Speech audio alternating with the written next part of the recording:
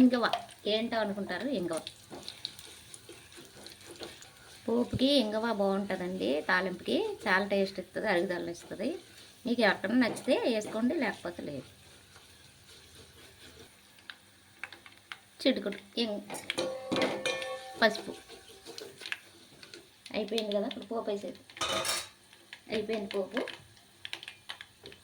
కట్టేసుకుందాం. Stove చారు వేసుకుందాం.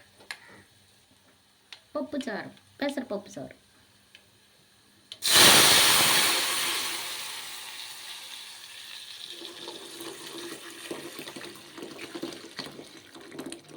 అంతే అయిపోయిందండి. పెసరపప్పు చారు కమ్మగా రుచిగా ఉండేలాగా, పల్చగా కమ్మగా రుచిగా చాలా అంటే చాలా బాగుంటుంది.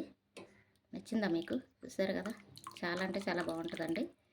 మీరు కూడా ఎలా చేసుకోవాలో నేను ఫుల్ వీడియో మన ఛానల్లో పెడతాను, చూసేసేయండి. వేడి అన్నంలోని ఇడ్లీలోని వేసుకుని తింటే చాలా బాగుంటుందండి ఈ పెసరపప్పు చారు. ఎలా చేసుకోవాలో మీకు నేను వీడియోలోకి తీసుకెళ్ళి చూపిస్తాను, ఫుల్ వీడియో పెడతాను, చూసేద్దరు కానీ. నచ్చిందండి? నచ్చితే లైక్ వేసుకోండి. నా దగ్గర కొత్తిమీర లేదు, మీ దగ్గర ఉంటే వేసుకోండి. పెసరపప్పు చారు రెడీ అయిపోయింది. టమాటా వేసి చాలా బాగుంటుంది.